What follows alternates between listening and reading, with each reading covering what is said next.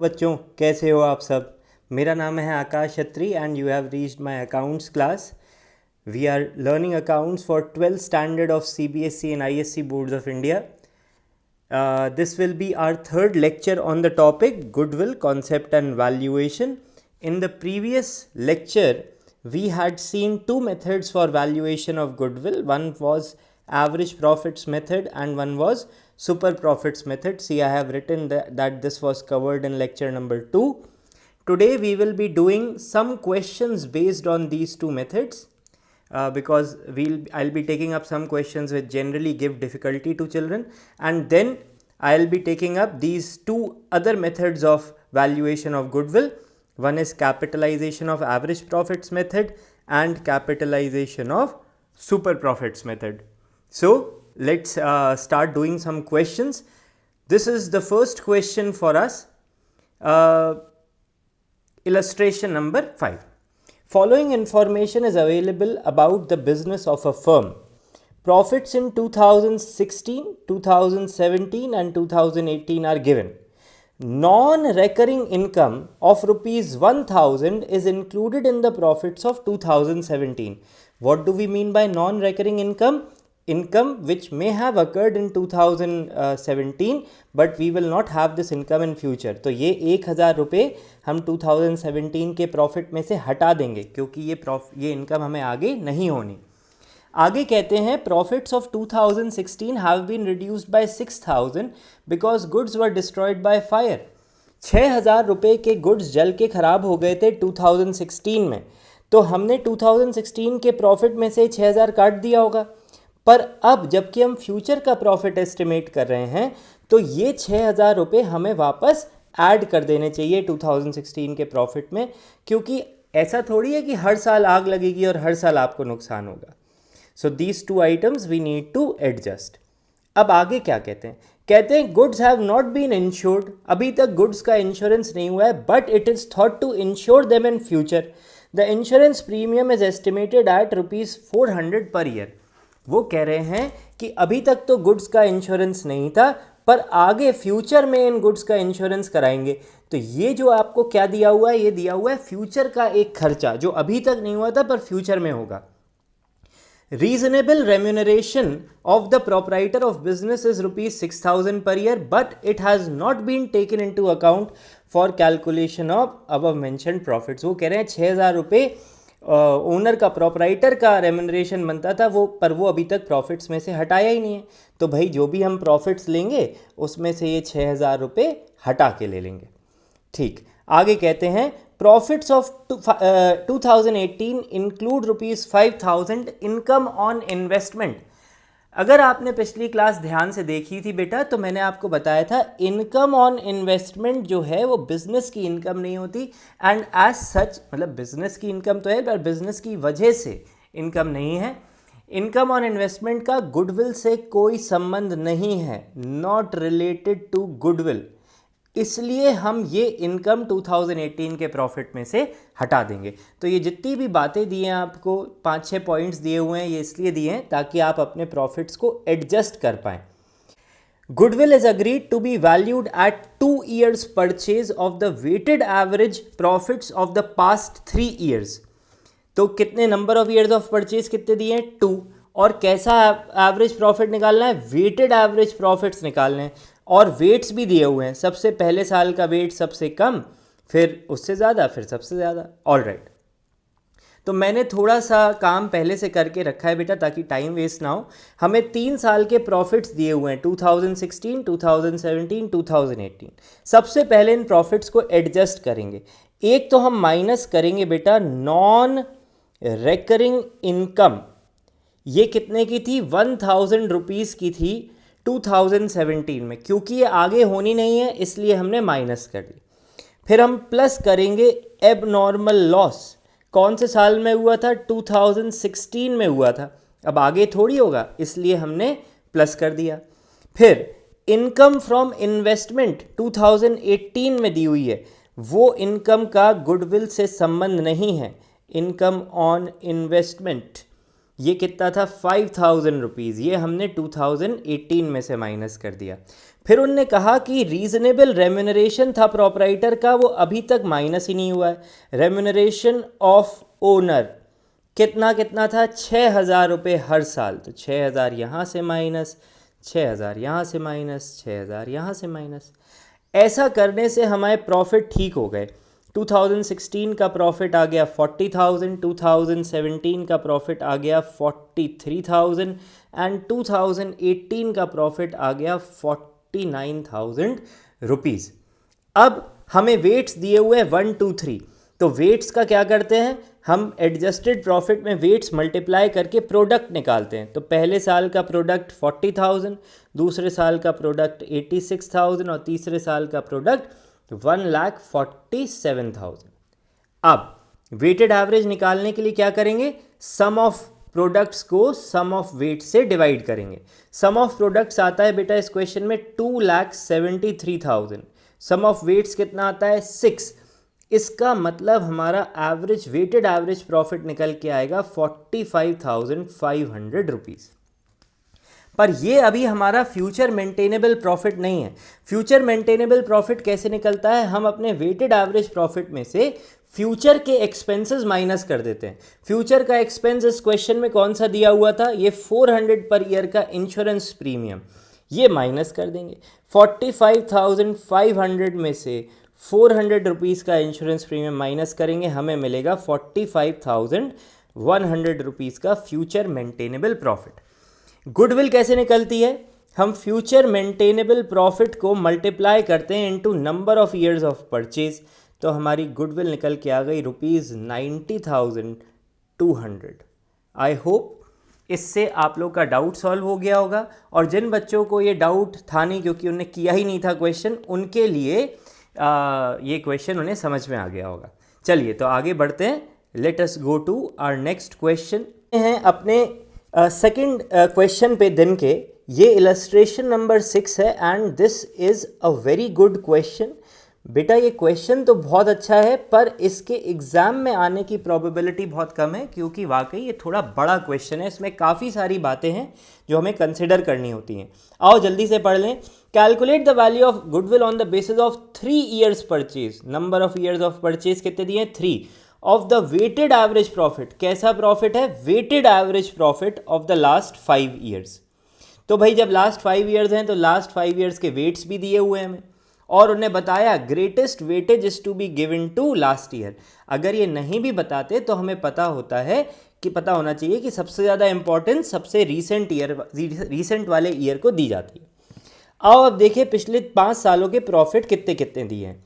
सबसे पुराने साल का प्रॉफिट है 80,000, फिर है प्रॉफिट 1,05,000। इसमें उन्होंने बताया कि यहाँ पर अबनॉर्मल लॉस हुआ था आपको 41,500 का।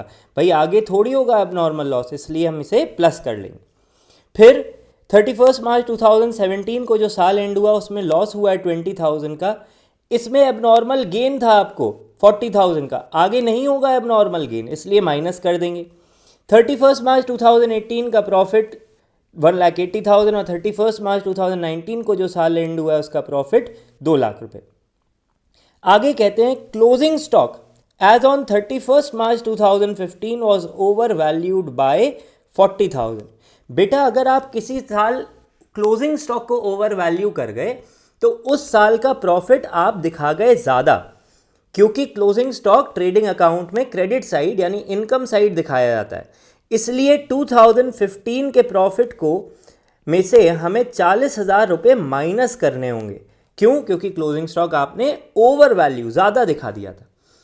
अगर आपने एक साल का क्लोजिंग स्टॉक ओवर वैल्यू किया तो जो ईयर एंड हुआ था 31 मार्च 2016 में, इसमें आपने ओपनिंग स्टॉक को ज़्यादा दिखा दिया होगा।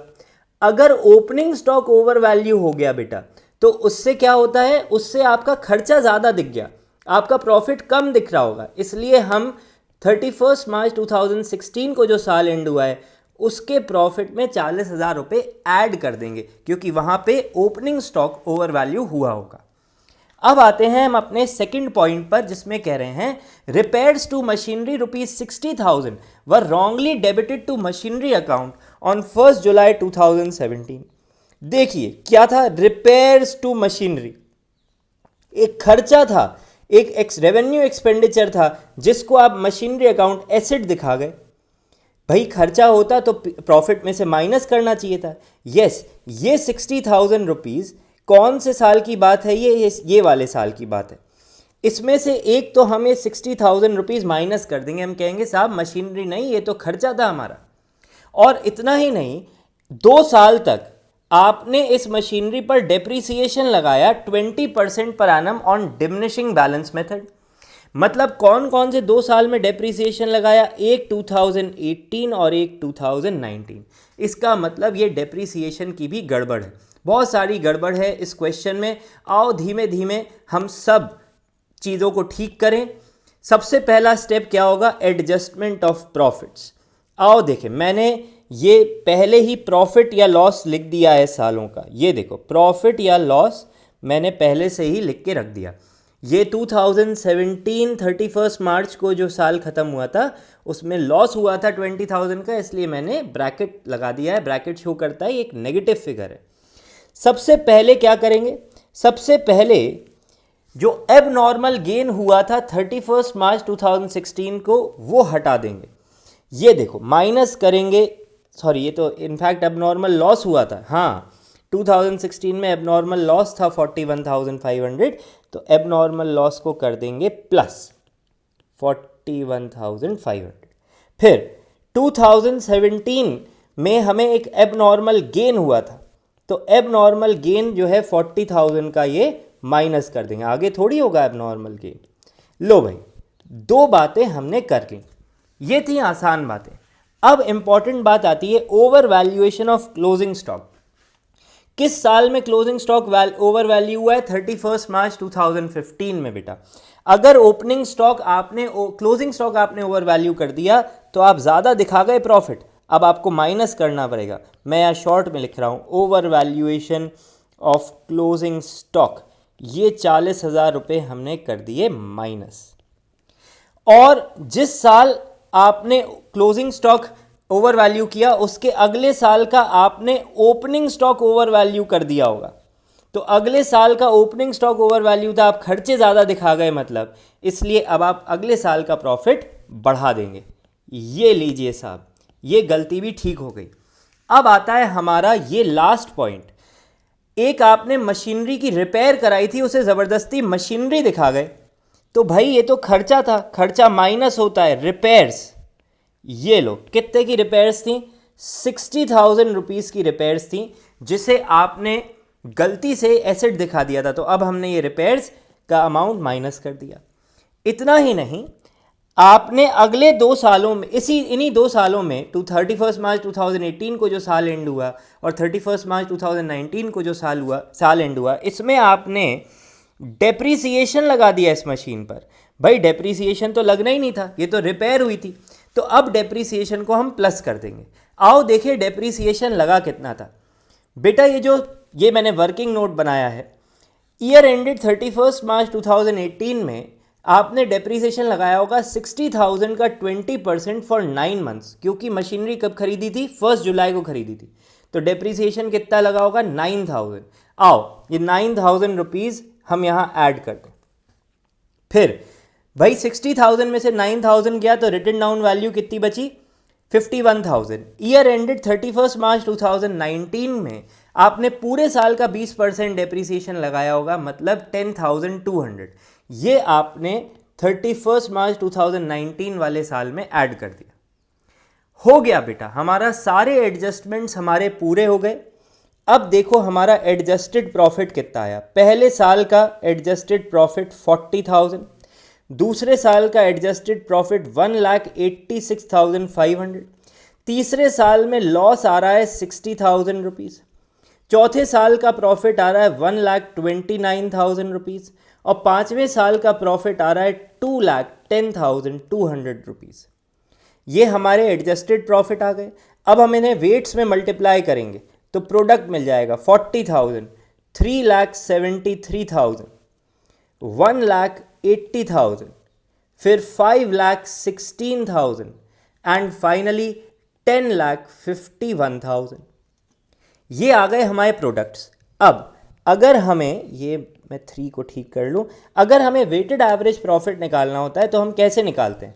हम प्रोडक्ट्स का सम करते हैं एंड हम प्रोडक्ट्स के सम को डिवाइड करते हैं वेट्स के सम से। तो प्रोडक्ट्स का सम कितना है? 43,73,000 माइनस 1,80,000 प्लस 5,16,000 प्लस 10,51,000, ये आ गया 18 लाख रुपीज़। इसको डिवाइड करेंगे सम ऑफ वेट से। वेट का सम कितना है? 1 + 2 + 3 + 4 + 5 यानी कि 15। तो हमारा वेटेड एवरेज प्रॉफिट निकल के आया 1,20,000। फ्यूचर के कोई खर्चे हैं नहीं, इसलिए यही है हमारा फ्यूचर मेंटेनेबल प्रॉफिट। अब गुडविल कैसे निकलेगी? गुडविल निकलेगी future maintainable profit into number of years of purchase.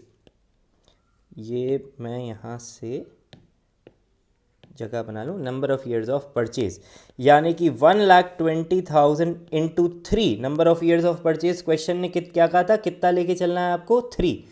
तो ये आ गया हमारी गुडविल आई ₹3,60,000। था ना अच्छा क्वेश्चन? हाँ, बहुत अच्छा क्वेश्चन था ये। क्यों? क्योंकि इसमें बहुत सारे ढेर सारे एडजस्टमेंट्स थे जो हमने करने सीख लिए। अब भले ही ये सारे एडजस्टमेंट्स एक क्वेश्चन में ना आए बेटा, पर एक ऐसा क्वेश्चन बनाया जा सकता है छोटा सा जिसमें इनमें से कोई एक एडजस्टमेंट आ जाए, तो आपको वो क्वेश्चन में तकलीफ अब नहीं होगी। Now let us come to our third illustration for the day. ये पढ़ते हैं। On 1 April 2015 an existing firm had assets of ₹5 lakh including cash of ₹20,000। In other words, इनके पास टोटल एसेट्स कितने थे? 5 लाख रुपए के थे। Firm had a reserve fund of 90,000, 90,000 का रिजर्व फंड था। And partners capital account showed a balance of 3,80,000। Reserve fund 90,000 का था, पार्टनर्स के कैपिटल अकाउंट्स में 3,80,000 थे। Creditors amounted to ₹30,000। बिल्कुल। अब ज़रा मुझे जल्दी से ये बताओ कि बेटा कैपिटल एम्प्लॉयड कैसे निकलती है? कैपिटल एम्प्लॉयड निकलती है एसेट्स में से जब हम लायबिलिटीज़ हटा दें। क्या इस क्वेश्चन में तुम्हें एसेट्स दिए हैं? यस, 5 लाख। क्या लायबिलिटी दी है? हाँ, लायबिलिटी एक ही है। लायबिलिटी कौन सी? बस क्रेडिटर 30,000। अब कुछ बच्चे ये अगर सोच लें कि साहब रिजर्व फंड भी लायबिलिटी है, तो वो गलत कह रहे हैं। रिजर्व फंड को लायबिलिटी की साइड दिखाया जाता है, पर रिजर्व फंड लायबिलिटी नहीं होती। रिजर्व फंड प्रॉफिट का एक हिस्सा है जो पार्टनर्स को मिलता है। ऑलराइट, अब कैपिटल एम्प्लॉयड कितना आ गया? 4,70,000। अब ये बताओ, आगे कहते हैं normal rate of return is 20%। अगर नॉर्मल रेट ऑफ रिटर्न 20% है तो जल्दी से बताओ कि क्या हम नॉर्मल प्रॉफिट निकाल सकते हैं? तुम कहोगे हाँ, नॉर्मल प्रॉफिट कैसे निकलेगा? कैपिटल एम्प्लॉयड का 20%। कैपिटल एम्प्लॉयड का 20% कितना हो जाएगा? 94,000 रुपीज़। ये लीजिए। अब कहते हैं कि the goodwill of the firm is valued at 64,000। Goodwill calculate करने को दी हुई है at 4 years purchase. Number of years of purchase भी दिए ऑफ सुपर प्रॉफिट्स, और आपसे कहा गया है कि एवरेज प्रॉफिट्स कैलकुलेट करिए। ये क्वेश्चन गुडविल निकालने के लिए नहीं है, ये क्वेश्चन एवरेज प्रॉफिट्स कैलकुलेट करने के लिए। अब एक बात बताओ, अगर आपको नॉर्मल प्रॉफिट मिल जाए और सुपर प्रॉफिट मिल जाए तो एवरेज प्रॉफिट तो निकल ही आएगा। आओ ज़रा हम लोग इस क्वेश्चन में देखते हैं गुडविल कैसे निकाली जाती है। गुडविल निकाली जाती है super profit into number of years of purchase. ऐसे ही निकलती है गुडविल सुपर प्रॉफिट मेथड से। गुडविल क्वेश्चन में दी है 64,000। सुपर प्रॉफिट क्वेश्चन में हमें नहीं दिया। Number of years of purchase दिए 4। क्या इसे हम सॉल्व करें तो हमें सुपर प्रॉफिट मिल जाएगा? बिल्कुल मिल जाएगा। सुपर प्रॉफिट कितना हो गया? 64,000 डिवाइडेड बाय 4 यानी कि 16,000 रुपीज़। सुपर प्रॉफिट कितना आ गया? 16,000। अब हम ये भी जानते हैं कि अगर हमें सुपर प्रॉफिट निकालना होता है तो हम उसे ऐसे निकाल सकते हैं, super profit is equal to average profit minus normal profit. ऐसे ही निकलता है सुपर प्रॉफिट। अब सुपर प्रॉफिट हमें पता है 16,000, एवरेज प्रॉफिट हमें नहीं पता, नॉर्मल प्रॉफिट हम निकाल चुके हैं। नॉर्मल प्रॉफिट कितना है? नॉर्मल प्रॉफिट है 94,000 रुपीज़। क्या एवरेज प्रॉफिट आप कैलकुलेट कर लेंगे अब? हाँ, एवरेज प्रॉफिट कितना हो जाएगा? 16,000 प्लस 94,000, यानी एवरेज प्रॉफिट हो जाएगा रुपीज़ 1,10,000। तो ये क्वेश्चन था जिसमें गुडविल ना पूछ के आपसे एवरेज प्रॉफिट्स पूछ लिया था। बेटा कॉन्सेप्ट तो वही है, बस घुमा के क्वेश्चन दे दिया गया और कुछ नहीं। This is a very very simple question. अब हम लोग बढ़ते हैं आगे, शुरू करते हैं हम अपना तीसरा मेथड गुडविल को वैल्यू करने का, capitalisation of average profits method. ये मेथड क्या कहता है कि गुडविल निकाली जा सकती है इस फॉर्मूले से, capitalised value of average profits minus actual capital employed. अब इस फॉर्मूले में एक्चुअल कैपिटल एम्प्लॉयड निकालना तो आपको आता है, अभी आपने पिछले सवाल में ही निकाला। कैसे निकाल सकते हैं? Assets minus liabilities. नई बात है हमारे लिए ये कि capitalised value of average profits कैसे निकाली जाएगी। तो आइए पढ़ते हैं कि ये होता क्या है। It refers to the amount of capital that a normal business needs to earn the same amount of average profits that the firm in question is earning. ये कहते हैं कि एक नॉर्मल बिजनेस को कितनी कैपिटल चाहिए होगी वही प्रॉफिट कमाने के लिए जो हमारी फर्म कमा रही। ठीक है, अगर नहीं समझ में आया है तो चिंता नहीं करिए, अभी आ जाएगा समझ में थोड़ी देर में। ये हमें कैपिटलाइज्ड वैल्यू जो है कैलकुलेट करनी पड़ती है बेटा। ये कैलकुलेट कैसे होती है? ये देखिए, इसका एक फॉर्मूला होता है, capitalised value of average profit is equal to average profits into 100 upon normal rate of return. आप मुझे एक बात बताओ कि ये एग्जाम्पल पढ़ो। If a firm earns a profit of ₹50,000 per annum on an average and the normal rate of return is 10% per annum, then the capitalized value of average profits will be, ये formula लगाया हमने, average profits कितने दिए हैं? 50,000 per annum, normal rate of return 10%। तो एक normal business को 5 लाख रुपए लगाने होंगे तब जाके वो 50,000 रुपए कमा पाएगा। Normal business needs ₹5 lakhs to earn ₹50,000। भाई नॉर्मल बिजनेस 10% कमाता है, तो एक नॉर्मल बिजनेस को 5 लाख रुपए लगाने होंगे तब जाके वो कितना प्रॉफिट कमा पाएगा? 50,000। This means a normal firm would have to invest ₹5 lakhs in this business to earn ₹50,000। अब अगर मैं आपको फर्दर ये बताऊं कि हमारी फर्म इन क्वेश्चन है वो एक्चुअली सिर्फ लगा रही है capital of ₹4,20,000 and is able to earn a profit of ₹50 lakhs। हमारी जो फर्म है उसने तो कम पैसा लगा के 50,000 रुपए कमा लिए। तो आपको ये एकदम से ख्याल आएगा कि भाई ऐसा क्या एक्स्ट्रा कैपेबिलिटी है हमारी फर्म के पास जो कि कम कैपिटल लगा के उतना ही प्रॉफिट कमा ले रही है। और इसका जवाब क्या है बेटा? इस क्वेश्चन का आपका जवाब है गुडविल। फर्म के पास क्या चीज़ एक्स्ट्रा है? गुडविल। आओ देखें, एक नॉर्मल बिजनेस को कितनी कैपिटल चाहिए 50,000 कमाने के लिए? 5 लाख। हमारी फर्म ने कितना पैसा लगा के 50,000 कमा लिए? 4,20,000। तो ये जो एक्स्ट्रा चीज़ है 80,000, ये हमारे लिए क्या हो गई बेटा? गुडविल हो गई। क्लियर है बात? तो गुडविल कैसे निकली? Capitalised value of average profits, मतलब एक नॉर्मल बिजनेस को कितनी कैपिटल लगानी होगी एवरेज प्रॉफिट निकालने के लिए, उसमें से हमने माइनस कर दिया जो वाकई कैपिटल लगी है, तो हमें क्या मिल जाएगा? गुडविल मिल जाएगी। इस क्वेश्चन में गुडविल कितनी आ गई? 80,000। चलो एक इलस्ट्रेशन कर लें इसी मेथड पे बेस्ड। बेटा ये बहुत सिंपल मेथड होता है गुडविल कैलकुलेट करने का। देखो क्या कह रहे हैं? कह रहे हैं Rajni and Anu are partners in a firm, their capitals were, Rajni की 3 लाख रुपए, अनु की 2 lakh rupees. During the year ended 31 March 2016 the firm earned a profit of ₹1,50,000। 5 lakh रुपए लगा के इनने कितना कमा लिया? इनने 1,50,000। आगे कहते हैं calculate the value of goodwill of the firm on the basis of capitalisation of average profits assuming that normal rate of return is 20%। अब ये बताओ कि इन्होंने तो 5 लाख रुपए लगा के कमा लिया, 1.5 लाख रुपए, पर एक नॉर्मल बिजनेस को कितना पैसा लगाना होता, कितनी कैपिटल लगानी होती टू अर्न 1,50,000, इसे हम कहते हैं capitalised value of average profits. Capitalised value of average profits कैसे निकलती है? एवरेज प्रॉफिट्स को हम मल्टीप्लाई करते हैं इनटू 100 अपॉन NRR। तो एवरेज प्रॉफिट्स हैं 1,50,000 इंटू 100 अपॉन 20, इसको सॉल्व करें तो हमें मिलेगा ये भाई, ये गया 5 times, capitalised value of average profit हो गई 7,50,000 रुपीज़।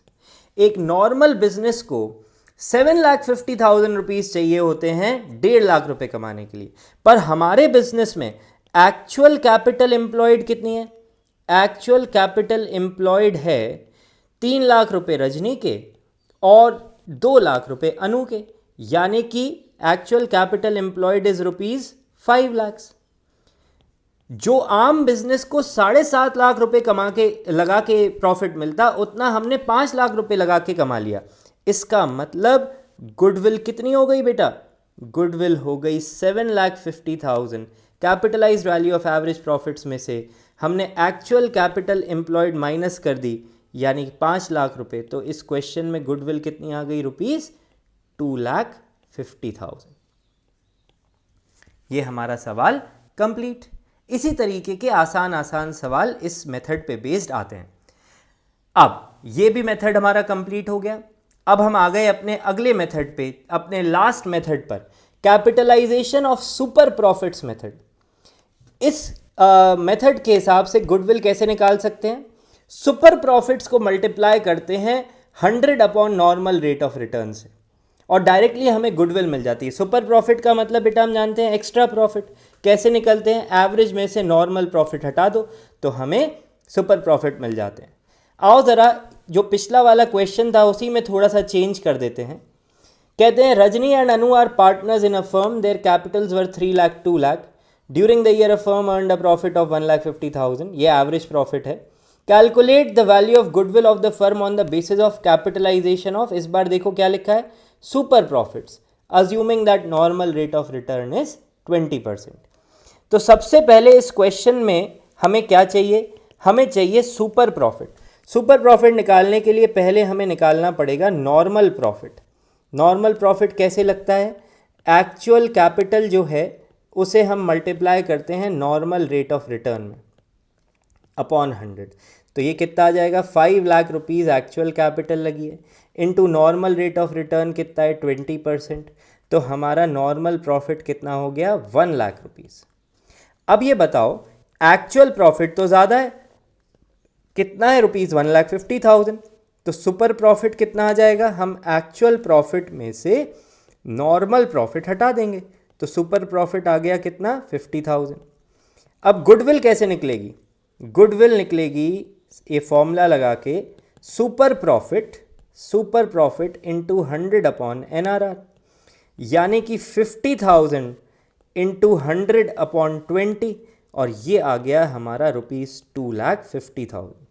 अरे सर, ये तो वही आंसर आ रहा है जो पिछले क्वेश्चन में कैपिटलाइजेशन ऑफ एवरेज प्रॉफिट्स लगा के आया था। हाँ बेटा, जनरली इन दोनों मेथड से हमारा जो आंसर है वो हमेशा सेम ही आता है। ठीक है, जनरली। इसका एक्सप्लेनेशन भी मैंने दिया है, ध्यान रखना। ये जो एक्सप्लेनेशन है ये सिर्फ हमारे नॉलेज के लिए है, ये कोई एग्जाम पॉइंट ऑफ व्यू से हम नहीं कर रहे हैं। ठीक है, ये देख लो, ये सेकंड मेथड से भी, कैपिटलाइजेशन ऑफ सुपर प्रॉफिट से भी आंसर वही आया जो कैपिटलाइजेशन ऑफ एवरेज प्रॉफिट से आया था। आओ देखते हैं ऐसा क्यों होता है। देखो मैंने क्या लिखा है, capitalisation of average profits and capitalisation of super profits will generally give you the same answer. कुछ सर्कमस्टांसेस होते हैं बेटा जिनमें आंसर डिफरेंट आता है, पर जनरली आंसर सेम आएगा। इसका रीज़न मैंने बताया। देखो, capitalisation of super profits method का फॉर्मूला क्या है? Super profits into 100 upon NRR। अब सुपर प्रॉफिट की जगह हम क्या लिख सकते हैं? Average profit minus normal profit into 100 upon NRR। ये अगर हम ब्रैकेट खोलेंगे तो ये दोनों में 100 अपॉन NRR ये मल्टीप्लाई हो जाएगा और हमें क्या मिलेगा? Average profit into 100 upon NRR minus normal profit into 100 upon NRR। बेटा average profit into 100 upon NRR का मतलब क्या होता है? Capitalised value of average profit. और normal profit into 100 upon NRR का मतलब होता है एक्चुअल कैपिटल एम्प्लॉयड। ये देखो नॉर्मल प्रॉफिट निकलता है actual capital into NRR upon 100। तो एक्चुअल कैपिटल कैसे निकलेगी? Normal profit into 100 upon NRR। इसकी जगह हमने ये लिख दिया। तो ये जो मेथड हमने यहाँ से शुरू किया था बेटा, ये मेथड और ये मेथड क्यों सेम ही तो हो गए? सेम ही तो डेरिवेशन हो गया इनका। यस, इसीलिए जनरली इन दोनों मेथड से आंसर आपको हमेशा सेम ही मिलेगा। So we have come to the end of our lecture today. It is a short lecture I think, और इसी के साथ वीडियो एंड। तो please like the video, share it, subscribe it, hit the bell icon to turn on notifications. Namaste, keep learning. Thank you. Bye bye.